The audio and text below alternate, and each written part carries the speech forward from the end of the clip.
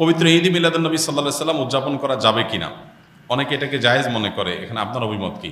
দেখুন, আমি অভিমত না দিয়ে কয়েকটা প্রশ্ন রাখব, অর্থাৎ প্রশ্নের উত্তরে আবার পাল্টা প্রশ্ন আমি ছুড়ে দিতে চাই, বিশেষ করে যাদের এটা নিয়ে সত্যিই জানার আগ্রহ আছে। অনেকে তো প্রশ্ন লেখেন জানার জন্য না, প্রশ্ন লেখেন হলো ওনার পক্ষের মতটা বের করে আনার জন্য। আমি বলতে চাই যে সাধারণত আমরা সাধারণ মানুষরা যে হুজুরের ভক্ত আমরা তার কথা শুনি।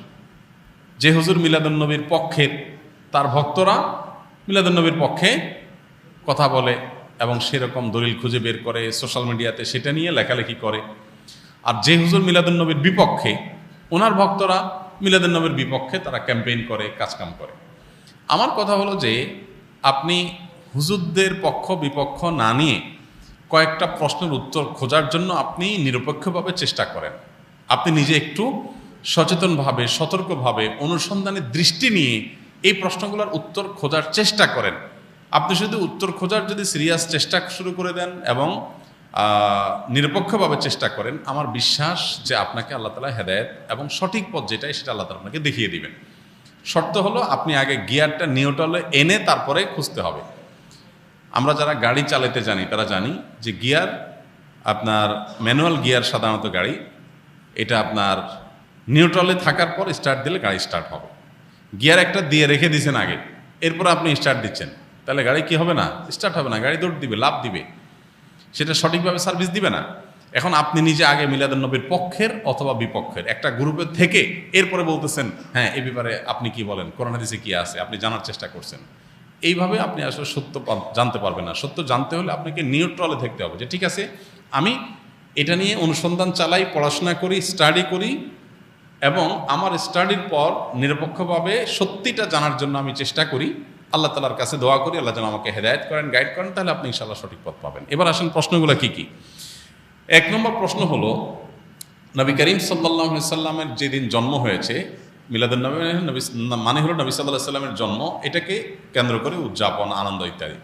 প্রশ্ন হলো, নবী করিম সাল্লাল্লাহু আলাইহি সাল্লামের যে তারিখে জন্ম হয়েছে সেই তারিখটা কি চূড়ান্ত এবং অবিতর্কিত কিনা, অর্থাৎ অমুক তারিখে তিনি জন্মগ্রহণ করেছেন, ইতিহাসবিদগণ এ ব্যাপারে একমত কিনা বা হাদিস গ্রন্থগুলোতে এটা সুস্পষ্ট আসছে কিনা, এটা আপনি একটু জানার চেষ্টা করেন। আপনি যদি খোঁজ করেন, অনুসন্ধান চালান, তাহলে কিন্তু আপনি জানতে পারবেন, জানতে আপনার কষ্ট হবে না খুব বেশি, যে আসলে নবী সাল্লাল্লাহু আলাইহি সাল্লামের জন্মের তারিখটা এটা চূড়ান্ত কি চূড়ান্ত না।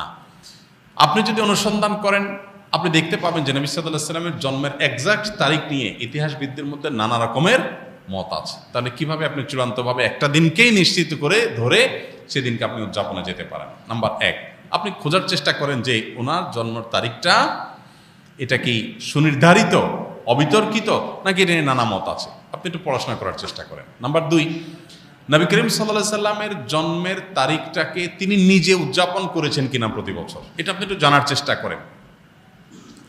তিনি যদি নিজে নিজের জন্ম উদযাপন না করেন, তাহলে তার সিনিয়র সাহাবী যারা, চার খলিফা আরও যারা আছেন, এই সমস্ত সাহাবীরা কেউ যারা নবী সাল্লাল্লাহু আলাইহি ওয়াসাল্লামকে সবচেয়ে বেশি ভালোবাসতেন, নবী সাল্লাল্লাহু আলাইহি ওয়াসাল্লামের ভালোবাসার দোহাই দিয়েই তো আমরা এটা করি, তো তারা যারা নবী সাল্লাল্লাহু আলাইহি ওয়াসাল্লামকে এর ভালোবাসায় যারা উত্তীর্ণ হয়ে গেছেন, ভালোবাসায় যারা প্রমাণিত, তার আশেকে রাসূল বলি, যেটাই বলি আমরা তথাকথিত, এই জায়গাটা যারা ইতোমধ্যে প্রমাণিত হয়ে গেছেন, সেই সাহাবীরা যাদেরকে কোরআনে আল্লাহ সার্টিফিকেট দিয়েছেন নবী সাল্লাল্লাহু আলাইহি ওয়াসাল্লামের আনুগত্যের ব্যাপারে, ভালোবাসার ব্যাপারে, সেই মানুষগুলো নবী করিম সাল্লাল্লাহু আলাইহি সাল্লামের জন্ম দিবস উদযাপন করেছেন কি করেন নাই, আপনি এই বিষয়ে একটু খোঁজ নেন, তথ্য উপাত্তগুলো ভেরিফিকেশন করেন, যাচাই করেন।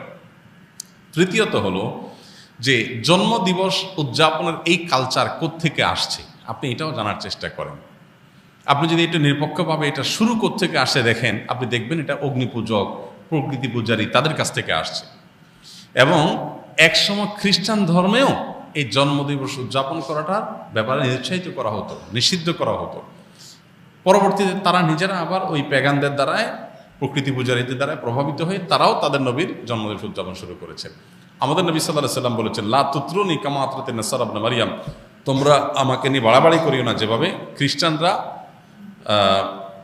ঈসা আলাইহিস সালামকে নিয়ে বাড়াবাড়ি করেছে। অতএব নবী করিম সাল্লাল্লাহু আলাইহি ওয়াসাল্লামের মিলাদুন নবী পালন করবেন কি করবেন না, উদযাপন করবেন কি করবেন না, সেই প্রশ্নের উত্তর আপনি পেয়ে যাবেন যদি আমার এই তিনটা প্রশ্নের উত্তর আপনি নিজে অনুসন্ধান করে জানার চেষ্টা করেন। আল্লাহ আমাকে আপনাকে আমাদের সবাইকে হেদায়েত এবং সত্যিকারের যে সঠিক পথ সেটা আল্লাহ তাআলা আমাদের সবাইকে আল্লাহ তাআলা দান করুন। ঈদ মিলাদুন নবী ও সিরাতুন নবীর মধ্যে পার্থক্য কী? মিলাদুন নবী মানে হলো নবী সাল্লাল্লাহু আলাইহি সাল্লামের জন্ম, আর সিরাতুন নবী মানে হলো নবী করিম সাল্লাল্লাহু আলাইহি সাল্লামের জীবনী, জীবনচরিত। তো সিরাতুন নবীর মধ্যে নবী সাল্লাল্লাহু আলাইহি সাল্লামের জন্ম, মৃত্যু, শৈশব, বেড়ে ওঠা, আল্লাহর আদেশে নিজের জীবনের সব বিষয়গুলো এর মধ্যে আছে। সিরাতুন নবী মানে জীবন, জীবন ইতিহাসের মধ্যে সবই আছে। আর মিলাদুন নবী হলো সিরাতের অর্থাৎ নবী সাল্লাল্লাহু আলাইহি সাল্লাম পুরো জীবনের একটা অংশ। এটা হলো একটা পার্থক্য। আরেকটা বিষয় হলো যে মিলাদুন নবী এটা আসলে উদযাপন বা অনুসরণ করার বিষয় না। নবী সাল্লাল্লাহু আলাইহি সাল্লামের জন্মকে আমরা চাইলে অনুসরণ করতে পারবো না, যে উনি যেভাবে জন্ম হয়েছেন, যে তারিখে হয়েছেন ওই তারিখে আমি হব, এরকম কোনো অপশন নাই তো। কিন্তু সিরাতুন নবী যেটা, এটা কি করা যায়? অনুসরণ করা যায়। নবী সাল্লাল্লাহু আলাইহি সাল্লামের জীবন চরিত দেখে দেখে সেই অনুযায়ী আমি আমার জীবনকে গঠন করলাম। তো এটা হলো মূলত আমাদের জন্য গুরুত্বপূর্ণ। আমাদেরকে নবী সাল্লাল্লাহু আলাইহি সাল্লামকে আল্লাহ দিয়েছেন তাকে অনুসরণ করার জন্য। তাকে অনুসরণ করার নামগন্ধ নাই, কিন্তু তার মহব্বতের দাবি করে আমি যাচ্ছে তা করে বেড়ালাম, তো এটা আসলে ইসলাম হতে পারে না। অতএব আমাদেরকে নবী করিম সাল্লাল্লাহু আলাইহি ওয়াসাল্লাম অনুসরণ করার চেষ্টা করতে হবে। ডিপ্রেশন, দুশ্চিন্তা থেকে মুক্তির উপায় কি? ডিপ্রেশন এবং দুশ্চিন্তা এখন ঘরে ঘরে। যত বেশি সম্পদ, যত বেশি মানুষের দিনকাল ভালো, তত বেশি মানুষের মধ্যে দুশ্চিন্তা, ডিপ্রেশন বেশি। তো এই দুশ্চিন্তা এবং ডিপ্রেশন এটা থেকে মুক্তি লাভের জন্য আমাদের যে কাজগুলো করতে হবে তার ভিতরে 1 নম্বর হলো 5 ওয়াক্ত নামাজ যথাযথভাবে সুন্দরভাবে আদায় করতে হবে, খুব লম্বা সময় নিয়ে, ধীরে ধীরে। দ্বিতীয়ত, আপনি বেশি বেশি করে কোরআনে কারিমের অর্থ সহকারে তেলাওয়াত করবেন।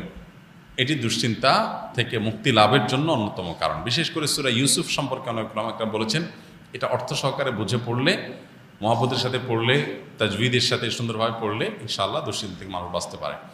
তৃতীয়ত, দুরুদের আমল। এ সম্পর্কে হাদিসে পরিষ্কারভাবে আমাদেরকে নবী সাল্লাল্লাহু আলাইহি সাল্লাম নির্দেশনা দিয়েছেন যে নিয়মিত যদি কেউ দুরুদ পড়ে, সবসময় দুরুদ পড়ে, তো আল্লাহ তাআলা তাকে দুশ্চিন্তা মুক্ত করেন। আরেকটা হলো ইস্তেগফার। ইস্তেগফার যদি কেউ নিয়মিত পড়েন, তাকেও আল্লাহ তাআলা দুশ্চিন্তা থেকে হেফাজত রাখেন। আর এছাড়া দুশ্চিন্তা থেকে মুক্তি লাভের জন্য একটা বিশেষ দোয়া আছে। নবী সাল্লাল্লাহু আলাইহি সাল্লাম পড়তেন, আল্লাহুম্মা ইন্নী আউযু বিকা মিনাল হাম্মি ওয়াল হাযান ওয়া আউযু বিকা মিনাল আজজি ওয়াল কাসাল ওয়া আউযু বিকা মিনাল বুখলি ওয়াল জুবন ওয়া আউযু বিকা মিন গালাবাতিদ দাইনি ওয়া কাহরি রিজাল। এই দোয়ার প্রথম অংশ যেটা, আল্লাহুম্মা ইন্নী আউযু বিকা মিনাল হাম্মি ওয়াল হাযান, আল্লাহ আপনার কাছ থেকে দুশ্চিন্তা, পেরেশানি, ডিপ্রেশন থেকে আমি পানা চাই। এই দোয়া বিশেষ করে পাঠ করবেন। আর এমনিতে নবী সাল্লাল্লাহু আলাইহি সাল্লামের নিয়ম ছিল, কানাইজা হাযাবাহু আমরুন ফাজা ইলাস সালাহ, কোনো বিষয় যখন তিনি পেরেশানিতে পড়তেন নামাজে চলে যেতেন, 2 রাকাত নামাজ পড়তেন। আর এর বাইরে বিশেষ করে ভোর রাতে তাহাজ্জুদের সময় উঠে নিরিবিলি আল্লাহর সাথে একটু মন খুলে কথা বলেন, ইনশাআল্লাহ আল্লাহ তাআলা আপনার মানসিক অশান্তি দূর করবেন।